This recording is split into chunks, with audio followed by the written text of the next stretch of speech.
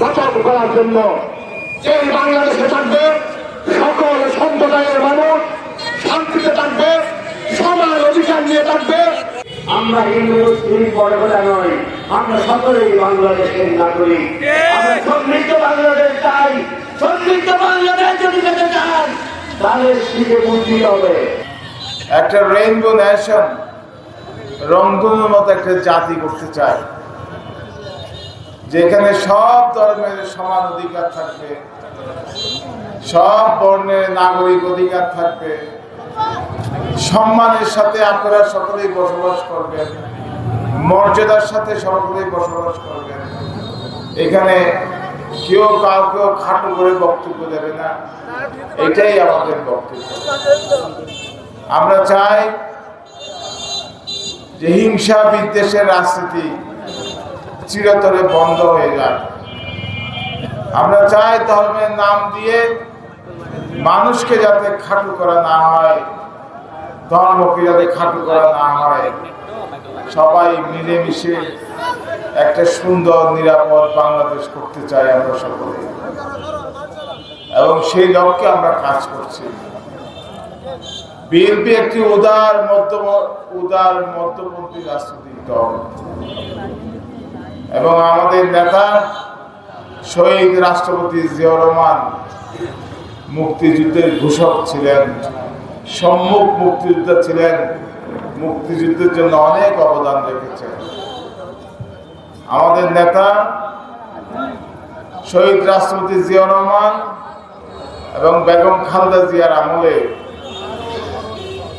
সাম্প্রদায়িক সম্প্রীতি বিনষ্ট হয়, এই ধরনের কোন কাজের প্রমাণ আপনারা দিতে পারবেন? জাতীয়তাবাদী দল সব সম্প্রদায়ের জন্য একটা পরীক্ষিত বন্ধু। অনেক জায়গায় যায়, ছোট ছোট বাচ্চা, অনেক বাচ্চা।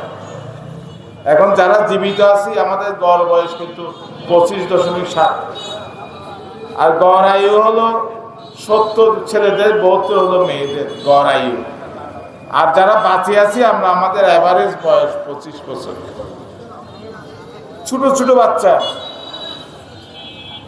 আমি যাওয়ার সময় স্লোগান দেয় কাজল ভাই বলে ভোট দিব কিসে, দানের শীষে। আবার কেউ কেউ বলে আমি যদি ভোটার হইতাম দানের শীষে ভোট দিতাম। শুনি, কিন্তু এদের ভবিষ্যৎ কি? আমরা কি একটা হিংসা জাতির দিকে পরিণত হচ্ছি? রাজনৈতিক দলগুলো মানে কি একজনকে একজন গালি দেবো, আমরা উচ্চস্বরে কথা বলবো, আমি ক্ষমতায় গেলে আরেকজনকে দমন করব? এটাই কি রাজনীতি? আমি আরেকজনকে খারাপ কথা বলবো, সে বাজে লোক, খারাপ কথা বলবো, তীব্র ভাষায় গালিগালাজ করবো, এটাই কি রাজনীতি? এগুলো তো আমাদের বাচ্চারা দেখতেছে, শুনতেছে। আমাদের এই বাচ্চাদের ভবিষ্যৎ কি? একটা পৃথিবীতে দেখবেন যে একটা উদার গণতান্ত্রিক রাষ্ট্র, ভোট দিয়ে যখন আপনি নেতা নির্বাচিত করবেন, সেই নেতা যদি খারাপ করে 5 বছর পরে সেই দলকে আপনি ক্ষমতাচ্যুত করবেন। এই অধিকার যদি মানুষের থাকে, তখন সরকার মানুষকে ভয় পায়, তখন সহজে খারাপ কাজ করতে পারে না, করলেও একটা পর সে পরিবর্তন হয়। আর এইটাকেই বলে সভ্য সরকার। আর যারা জোর করে ক্ষমতায় থাকে, কট্টরপন্থা অবলম্বন করে, এদেরকে বলে অসভ্য সরকার। তো বিএনপি তো একটা সভ্য সরকারের দিকে যাচ্ছে, উদার গণতান্ত্রিক পথে যাচ্ছে। আমরা 31 দফায় বলেছি যে এখানে তত্ত্বাবধায়ক সরকার গঠন করা হবে। এইখানে আমাদের 31 দফায় এটা কেউ বলে নাই, আমরা বলছি। আমরা ক্ষমতায় গেলেও আমরা একটা স্পেস রাখবো যাতে মানুষ ভোট দিয়ে তাদের নেতা নির্বাচন করতে পারে। আমরা যদি খারাপ করি আমাদেরকে বাদ দিতে পারে।